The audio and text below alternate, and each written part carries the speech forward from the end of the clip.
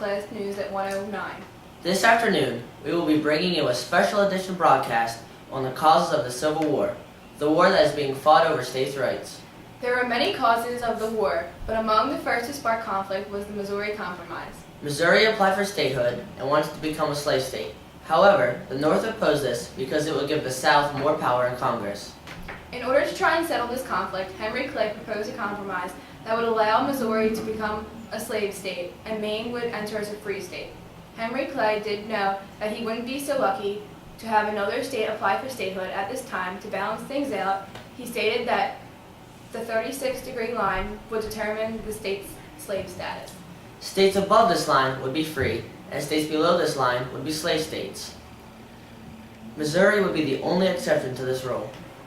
We will now take you to Civil Susie and Ben Stallone for our second cause. Thank you, Lindsay. And for the second cause of the Civil War, we will be talking about the Compromise of 1850. The compromise had to be made because gold was struck in California. Therefore, the population grew rapidly, so it applied for statehood. California wanted to become a free state, which would then off-balance Congress in favor of the North. The South strongly opposed this and threatened to leave the Union if this came to be. Henry Clay was sought out to make yet another compromise to straighten out this issue.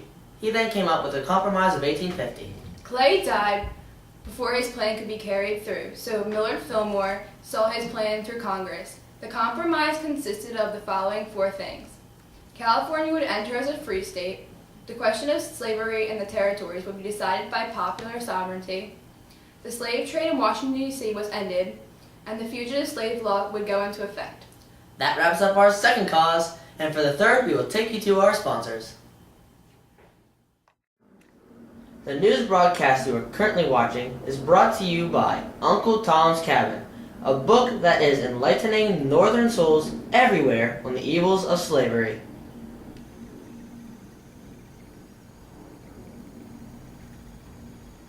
Uncle Tom's Cabin will give you a new outlook on the abusive life of slaves in the South. Most Northerners did not know what life was like.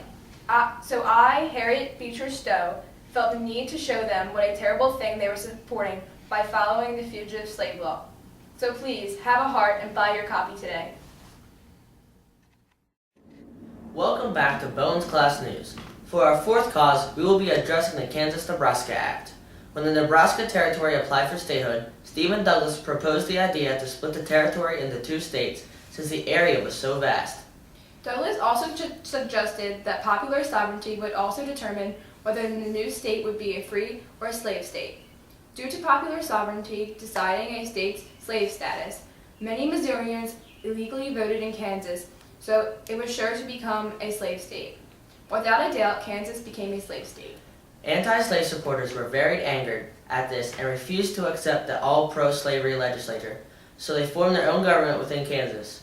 The two governments constantly created conflict, which led up to a civil war in Kansas. This war was known as Bleeding Kansas and was among the first fighting efforts between the North and South to take control. We will now take you to a video clip from our fifth cause of the Civil War, the caning of Senator Charles Sumner. This clip will show you Preston Brooks confronting Charles Sumner about a speech he had earlier given, bashing slavery.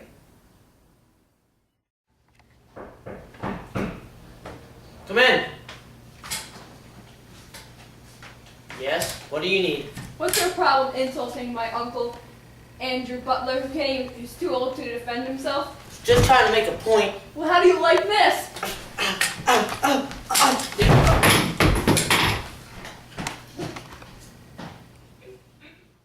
But now, we will take you to see part of a debate between Abraham Lincoln and Stephen Douglas. These debates are becoming the seventh emerging cause of the upcoming war. Popular sovereignty is the best way to decide if a state should be free or slave. It's our national government's job to stop the expansion of slavery right where it is at. There is no need for any more states to have slaves. Slaves are nothing more than property, and every single person has the right to own property. You can have your slaves in the South, but I will not accept slaves in the North. Even though the debates would only become more intense, Douglas would still remain the Senator of Illinois. Lincoln wouldn't be weakened by the loss for senator, In fact, this opportunity would allow Lincoln to become a national figure and strengthen the Republican Party. For our eighth reason, we come back to the man who some say was the main cause of the Civil War, John Brown. This matter has to deal with what he did at Harper's Ferry, a U.S. arsenal. In an effort to support slave rebellion, John Brown attacked Harper's Ferry to steal guns and ammunition that he planned to use to arm slaves. Brown and 18 of his men killed 4 people to take control of the arsenal. In the end, Brown and 6 of his men were captured. However, a few of them escaped. Brown was then found guilty of murder and treason, and then was hanged for his crimes. In honor of Brown, many Northerners tolled bells and fired guns in salute. This rallied together many abolitionists, but it also sent a wave of anger throughout the South. The election of 1860 is nearly the last cause of the Civil War that we will be addressing today. The candidates are as followed: Stephen Douglas for the Northern Democrat Party, John C. Breckinridge for the Southern Democratic Party, John Bell for the Constitutional Union Party, and Abraham Lincoln for the Republican Party. Due to 2 Democratic candidates running for Democratic Party, the Democratic Party votes were split, which greatly weakened both of their chances of winning. This is also the reason that Lincoln was able to win the election with more than 100 electoral votes. Before the vote took place, the South already had said that if Abraham Lincoln won, they would secede from the Union, since he stood firmly against almost everything they believed in. The anger brought on by Abraham Lincoln winning presidency will bring us to the 10th and final cause of the Civil War, the secession of the Southern states. The South followed through with their threat that if Lincoln won the election, they would leave the Union. South Carolina was the first state to break away. Shortly after, the rest of the Southern states followed South Carolina's example. Early the following year, the Southern states met in Montgomery, Alabama, and formed the Confederate States of America. They then picked Jefferson Davis as their leader and made their own Confederate Constitution that would protect all states' rights dealing with slavery. Since the Confederate States were newly established, they feared that the Union would try to take them back, so they prepared themselves to defend against any such effort. With everything in place, the Confederate States looked forward to their next move and braced themselves for what might lie ahead. Thank you for joining us on the causes of the Civil War. See you next time on Bowen's Class News at 1:09.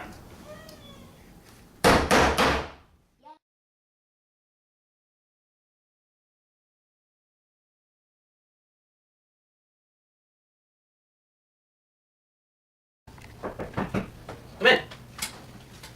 Yes, what do you need? What's your problem insulting my uncle, Andrew Butler, who's too old to defend himself? Just trying to make a point. Well, how do you like this?